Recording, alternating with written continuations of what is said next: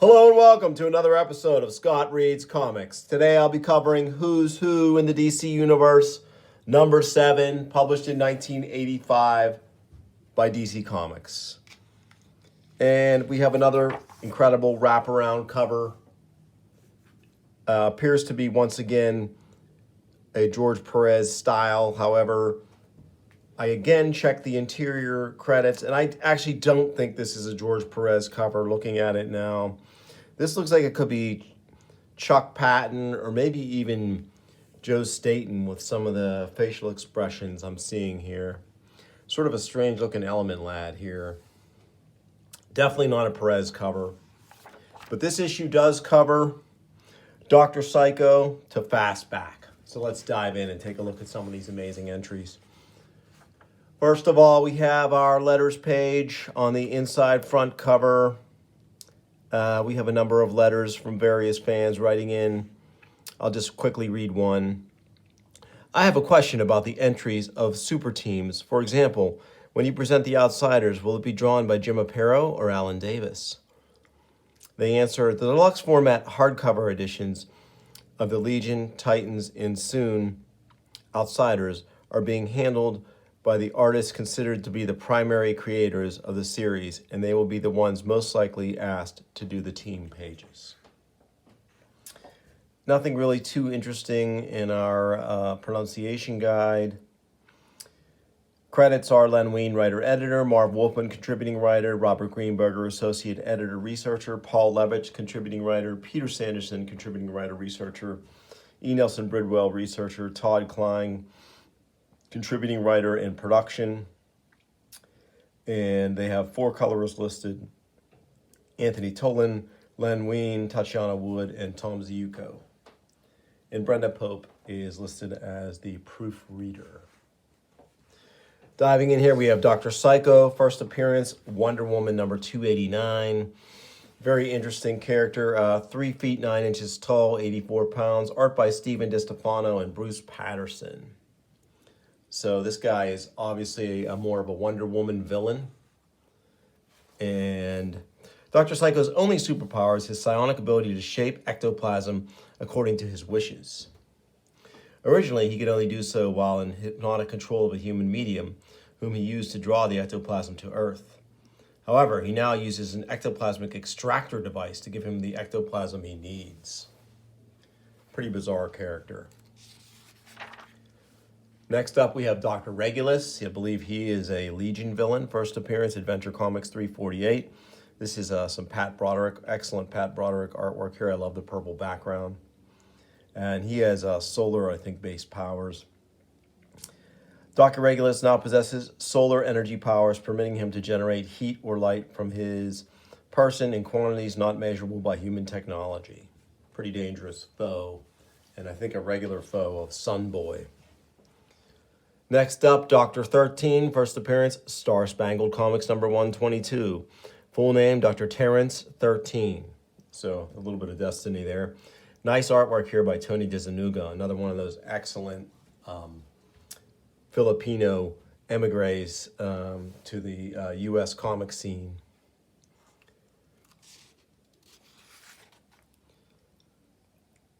Next up, we have Dr. Zenzen.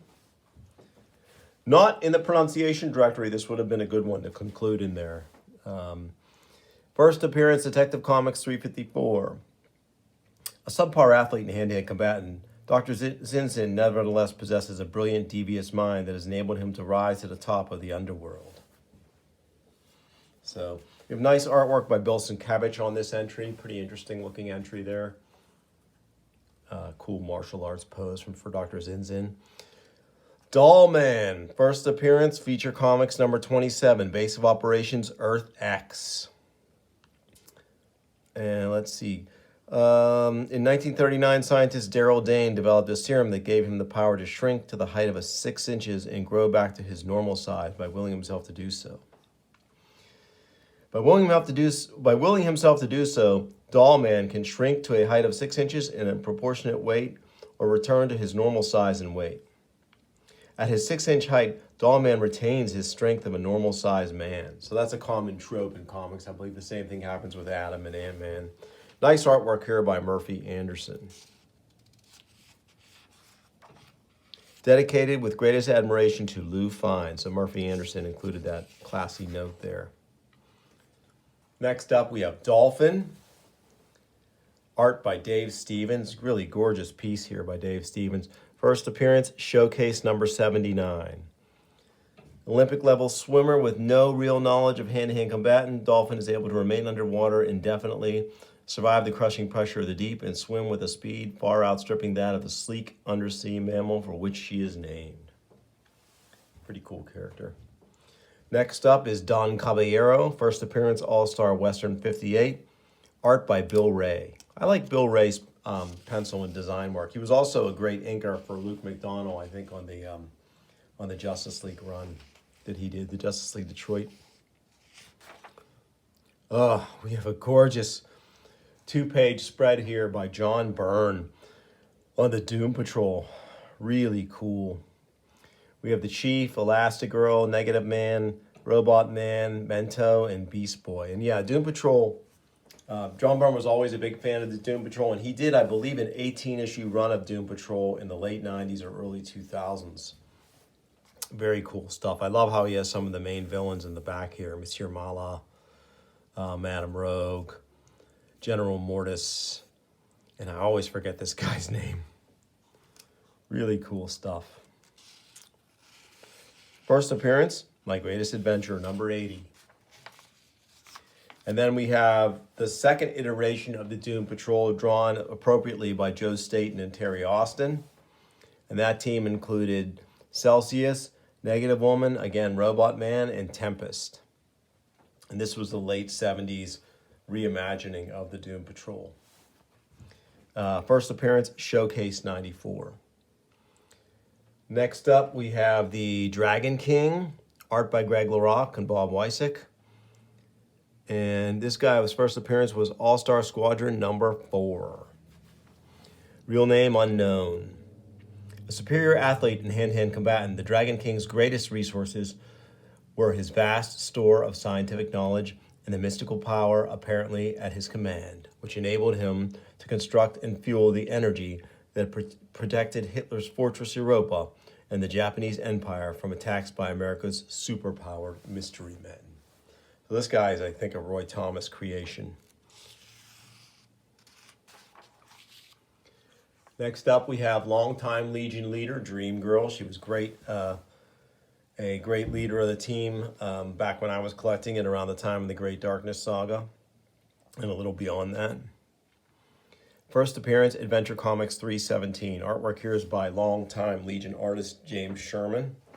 Nice work here with her longtime lover, Starboy, there in the background. Next up, we have the Duke of Deception, real name unknown.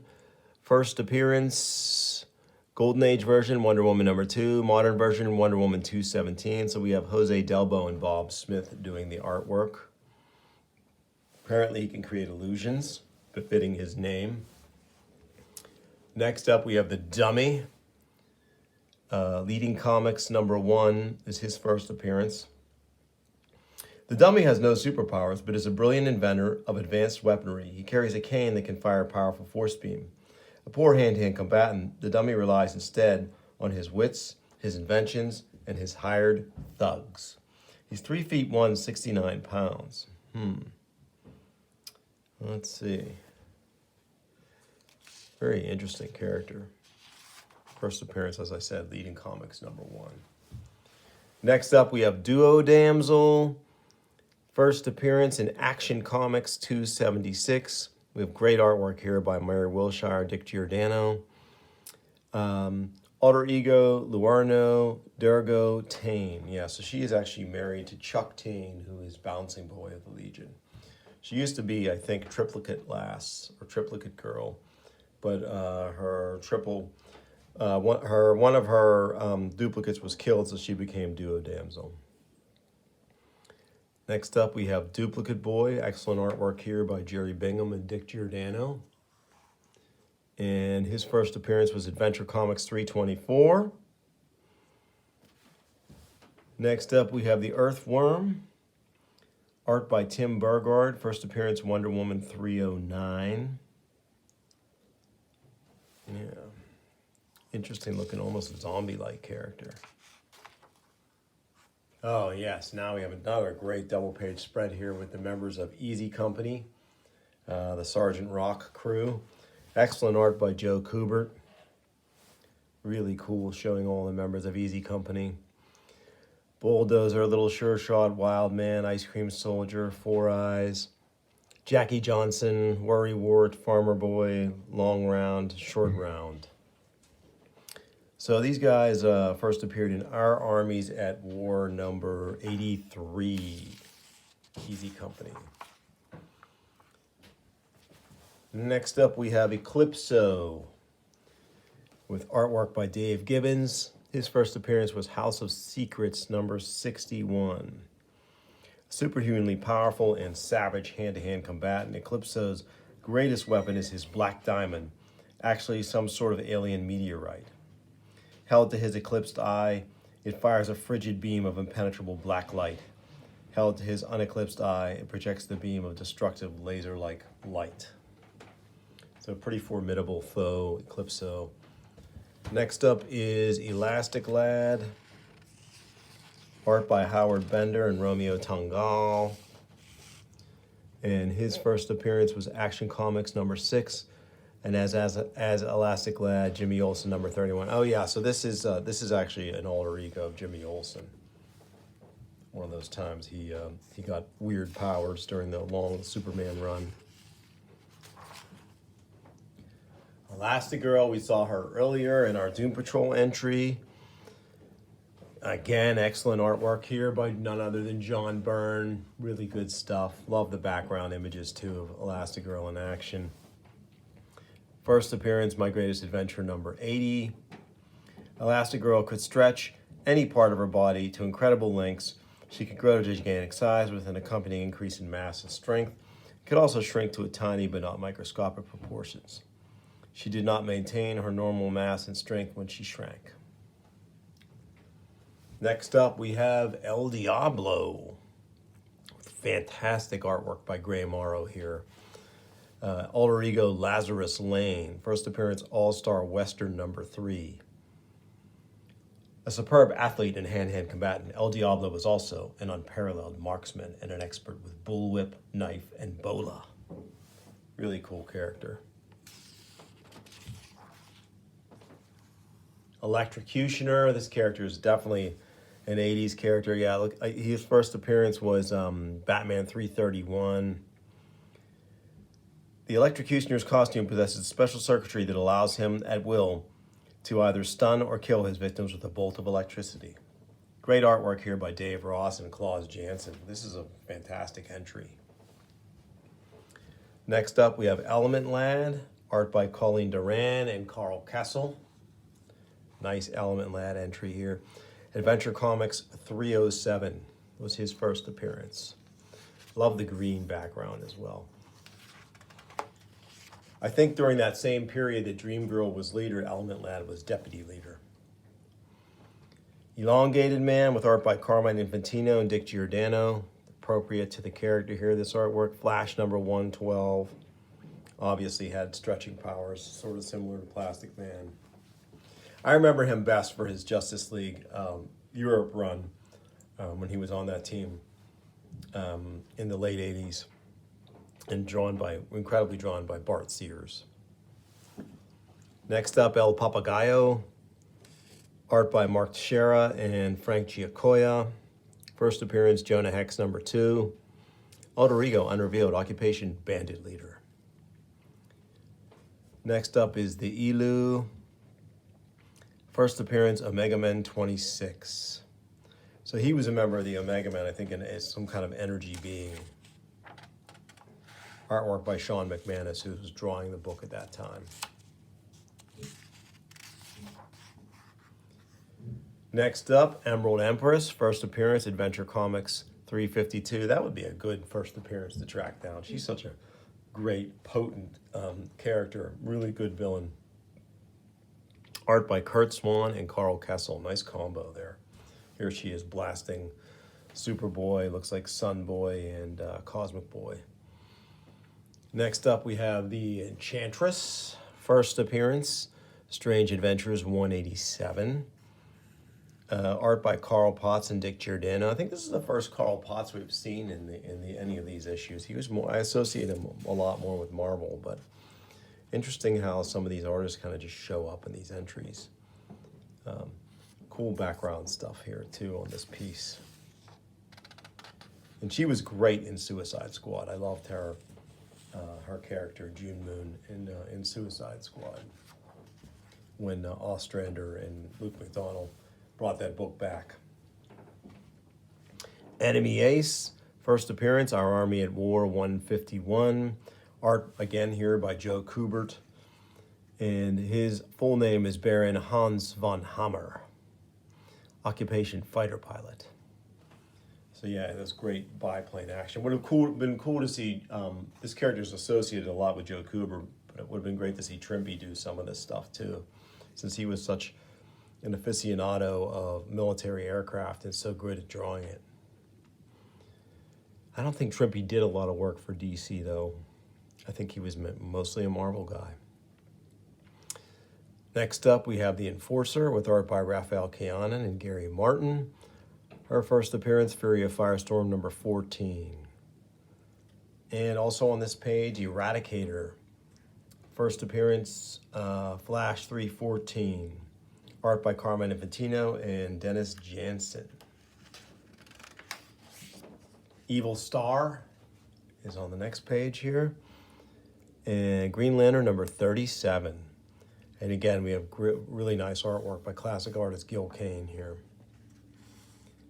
And The Fadeaway Man, Detective Comics number 479. Art by Dave Cockrum. Really cool, interesting costume on this character. And Cockrum was a great choice because of just the swashbuckling nature of his costume. Occupation, former art professor and museum curator, now professional criminal.